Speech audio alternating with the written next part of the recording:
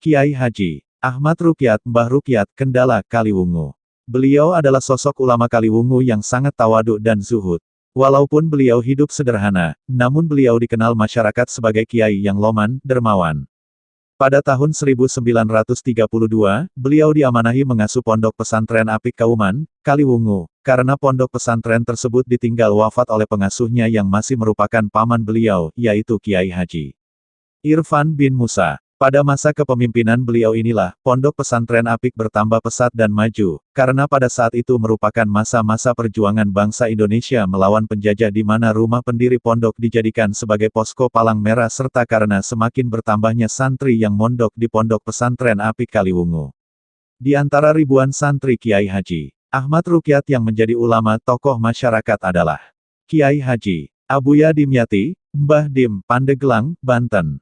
Kiai Haji A. Sohibul Wafata, Aba Anom, Suryalaya, Tasikmalaya.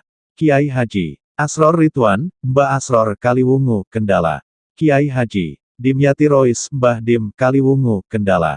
Dan masih banyak lagi santri-santri Kiai Haji Ahmad Rukyat yang menjadi ulama besar pada saat beliau mengasuh pondok pesantren Apik Kaliwungu.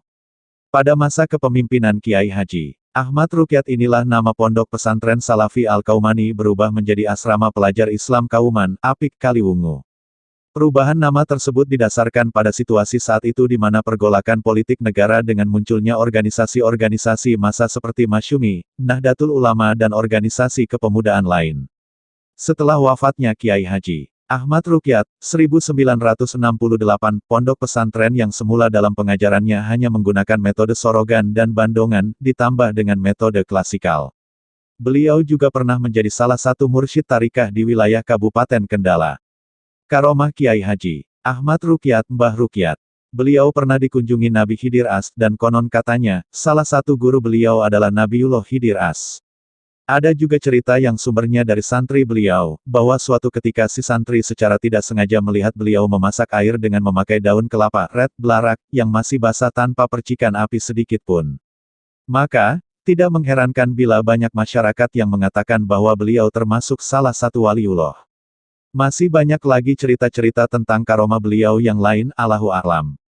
Beliau wafat pada hari Jumat ba'da salat maghrib tanggal 9 Rabiul Akhir 1388 H atau bertepatan dengan tanggal 4 Juli tahun 1968 Masehi. Ribuan orang mengantarkan kepergian beliau untuk selama-lamanya kepada Zat yang Maha Pencipta, Allahu Rabbul Izzah.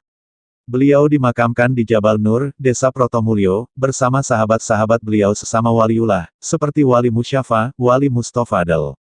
Semoga Allah SWT menerima amal dan jasa beliau pada para santri khususnya dan masyarakat Kaliwungu dan sekitarnya pada umumnya serta menempatkan beliau ke tempat yang mulia di sisinya. Amin ya mujibat dain. Lahu Al-Fatihah.